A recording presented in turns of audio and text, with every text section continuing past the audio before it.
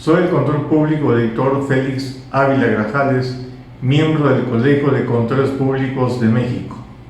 Y me complace compartir con ustedes el día de hoy un estudio y análisis del COVID-19 y los efectos económicos y fiscales que tiene para México, principalmente en la industria automotriz, en el déficit de la cuenta corriente, en las exportaciones petroleras, en la inflación, en la industria cervecera, en la inversión extranjera, en los precios de la vivienda, en el turismo, en el empleo y finalmente en el aspecto fiscal.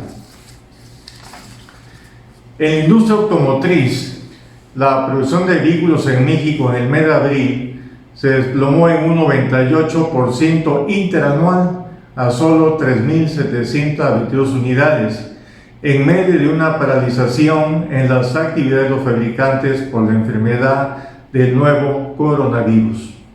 Cabe señalar que México es el sexto productor de automóviles en el mundo y es el cuarto que más exporta. Lo anterior significa que la producción mensual registró sus peores números desde agosto de 2019 en el contexto de la crisis financiera. Además, el mes de marzo también fue el peor en ventas de 2014. En México, la industria automotriz es una de las más importantes, ya que representa el 3% del Producto Interno Bruto y genera el 32% del total de las exportaciones, según datos de un estudio realizado por el Banco Bilbao Vizcaya.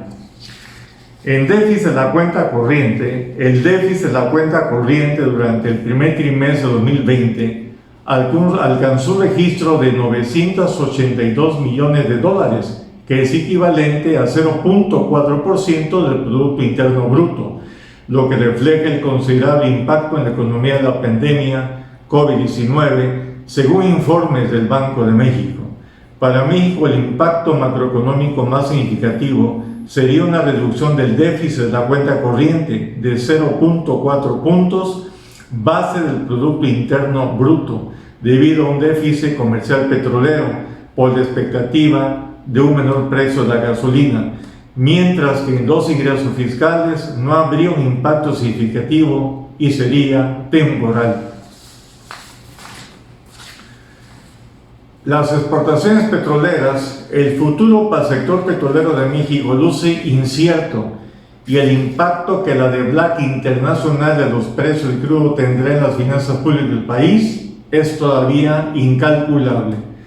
Además, la situación puede tener consecuencias todavía más agudas en el mediano plazo. En primer lugar, porque una quinta parte del presupuesto del gobierno de México proviene del petróleo. Las exportaciones petroleras se desplomaron 66.4% a 750 millones de dólares, mientras que no petroleras descendieron 39.4% a 22.627 millones de dólares. A la inversa, las importaciones mexicanas de mercancías sumaron 24.472 millones de dólares, con retroceso de 30.5%, su caída más pronunciada desde agosto de 2009. La inflación a la primera mitad de mayo, el tercer mes de emergencia sanitaria, la tasa de inflación interanual de México se ubicó en 2.83%, un repunte ligero en comparación con la tasa registrada durante el mes de abril. El índice nacional de precios al consumidor se ubicó en un 3.7%, a tasa anual en el segundo mes del año, superando la estimación de 3.5 proyectada en un sondeo de Reuters y por arriba del 3.2% registrado hasta enero, según el Instituto Nacional de Estadística y Geografía. Se trata del mayor registro de inflación desde el 3.78% de julio de 2019. El objetivo permanente de inflación del Banco de México es de mantener el 3%. En la industria cervecera mexicana reactiva su producción a partir de este 1 de junio, tras casi un mes y medio detenida por la emergencia sanitaria de COVID-19. Era necesario hacer México el mayor exportador de cervezas en el mundo. Los daños no fueron únicamente a sus ventas, pues durante el tiempo que se mantuvo cerrada, peligró el estatus de las compañías mexicanas. En materia de inversión extranjera, México captó 10.334 millones de dólares de inversión extranjera directa el primer trimestre de 2020, un aumento del 1.7% frente a la cifra preliminar reportada para el mismo periodo de 2019. El gobierno mexicano aseguró que es posible aprovechar la situación mundial derivada por la pandemia del coronavirus y atraer inversión extranjera tras las dificultades que presenta Asia, principalmente China, para abastecer el mercado internacional. En el sector de la vivienda, durante el primer trimestre del año, los precios de la vivienda a nivel nacional adquiridos con crédito hipotecario tuvieron un aumento del 7% respecto al mismo periodo 2019. La vivienda en venta se enfrenta a esta contingencia con un panorama difícil, tras la caída de 21.8% a nivel nacional en la colocación de unidades nuevas durante el año pasado, frente al 2018, de acuerdo con datos de Realty World. Este año se espera una tendencia similar a la baja, que podría complicarse con el impacto del COVID-19 en la toma de decisiones de compradores e inversionistas.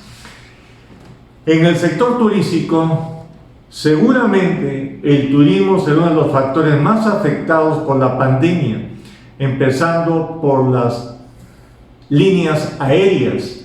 El volumen de pasajeros internacionales en México cayó alrededor del 40% solamente en el mes de marzo. En el escenario más esperanzador del sector turístico, en México acumulará este año pérdidas por 172 mil millones de pesos, algo así como unos 7.400 millones de dólares. El Producto Interno Bruto caerá entre 3 y 5% del 8.7% del Producto Interno Bruto que aporta al país. En materia de empleos, la crisis es inevitable debido a que mucha gente se ha quedado sin trabajo durante la contingencia, además de que tampoco lo están buscando gracias al aislamiento. En este momento, las condiciones que está la vivienda, la economía mexicana no favorece la preservación del empleo. Tendría que haber un conjunto de políticas públicas bien orientadas a generar empleos de calidad que impulsen el crecimiento. Y finalmente, en el aspecto fiscal, si la crisis del COVID-19 prolongara más allá de noviembre, la Secretaría de Hacienda y Crédito Público tendría que replantearse la conveniencia de seguir con la transferencia de recursos del presupuesto de ingresos de la Federación para el nuevo aeropuerto de Santa Lucía, la refinería en Dos Bocas o el Tren Maya, que se desarrollan sin participación del capital privado. La caída en la recaudación fiscal el año pasado provocó que el gobierno federal utilizara 125 mil millones del Fondo de Estabilización de los Ingresos Presupuestarios. El problema es que si bien los recursos del fondo están autorizados para usarse ante una caída de los ingresos tributarios petroleros, complica recuperarlos en el corto y el mediano plazo.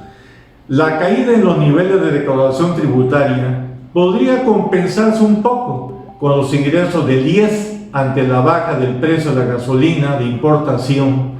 Sin embargo, no será suficiente y abatir la inversión pública y el gasto dañaría considerablemente el crecimiento económico del país.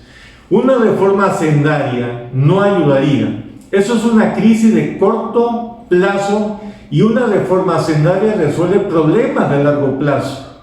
De consideradas, se tendría que contemplar algunas cosas: el recorte de exenciones, la reducción del número de tasas reducidas, integrar a nuevos contribuyentes a la base tributaria, combatir la evasión fiscal.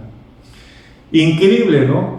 Al principio no sabíamos el tamaño del meteorito, hoy no sabemos el tamaño del cráter que dejará el COVID-19. Les mando un cordial saludo.